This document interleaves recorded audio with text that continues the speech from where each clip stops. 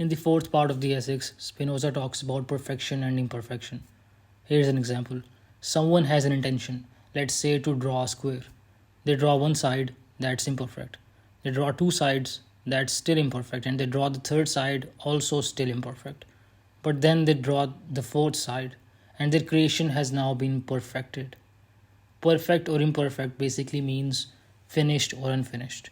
There is a process happening, for example, a person trying to draw a triangle, and we correctly understand what that process is and can tell when the process is still ongoing and when that process has been completed, even though we have it backwards.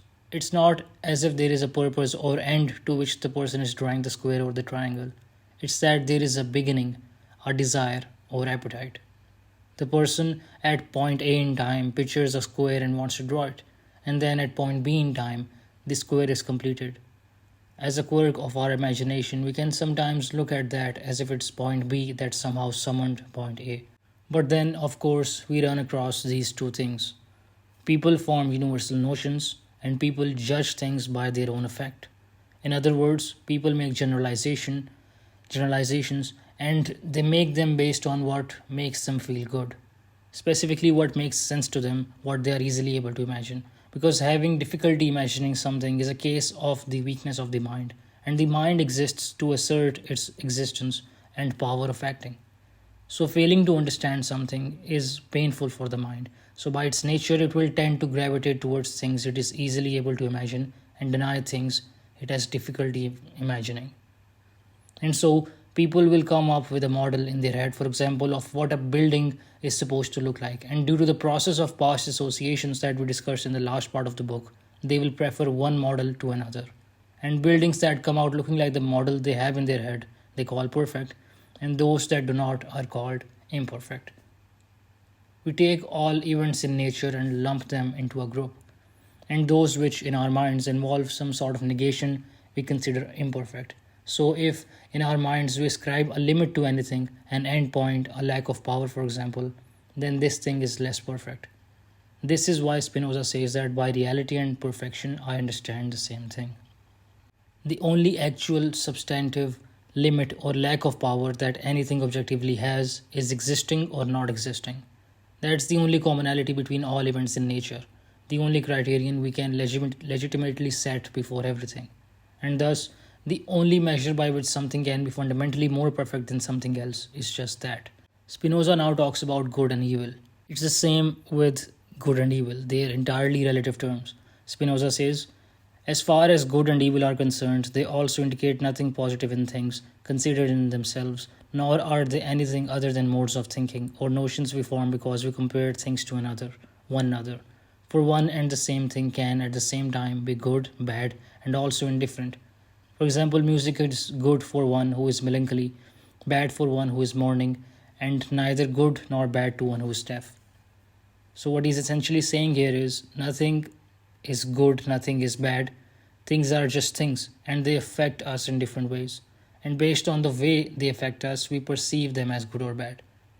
Spinoza states, but though this is so, we still must retain these words. For because we desire to form an idea of man as a model of human nature which we may look to, it will be useful to us to retain these same words with the meaning I have indicated. In what follows, therefore, I shall understand by good and what we know certainly is a means by which we may approach nearer and nearer to the model of human nature we set before ourselves. By evil, what we certainly know prevents us from becoming like that model.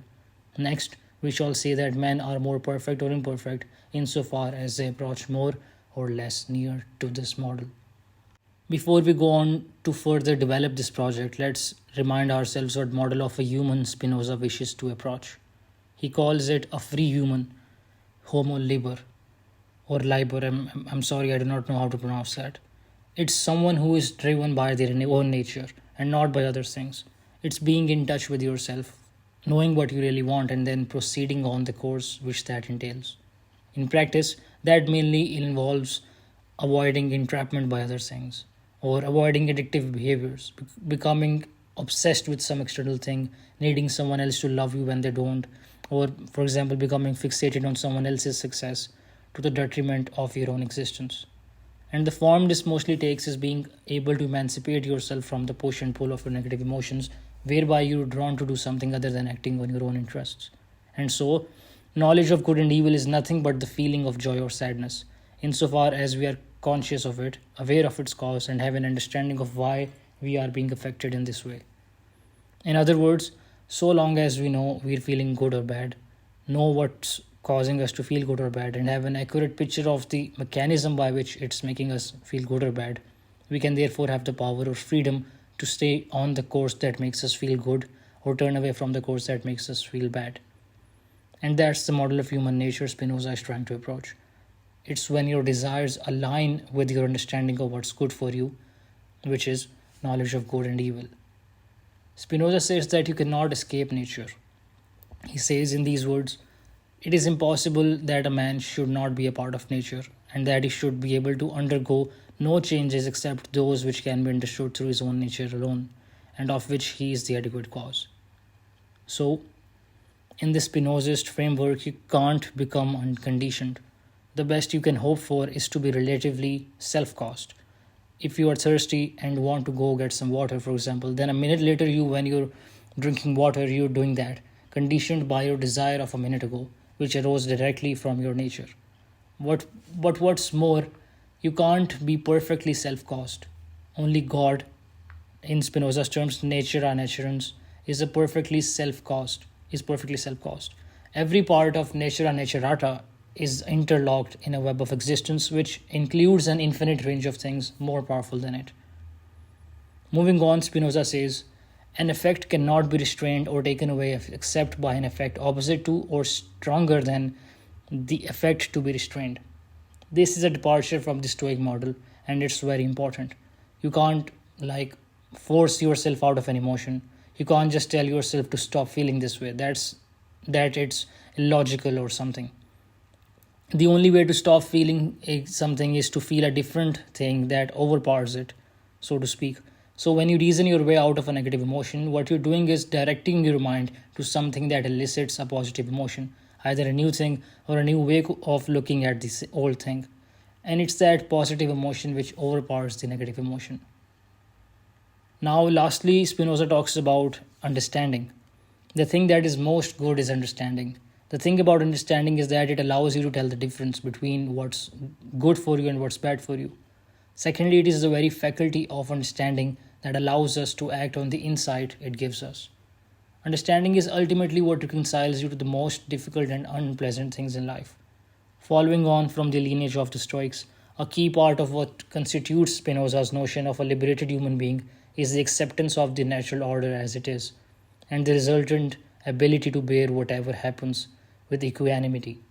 When something bad happens, and you accept it simply because you were told to without understanding the reason why yourself, the acceptance can never be complete. It will be easily shaken or flimsy. Nothing has been definitively resolved, and your willingness is just on indefinite hold. But when you actually understand why it happened, there is a sort of clicking into place. The mind settles and stops resisting what's actually happening by asserting increasingly desperate and incoherent delusions. That is why understanding is most important. Finally, Spinoza says that the best thing the mind can understand is God.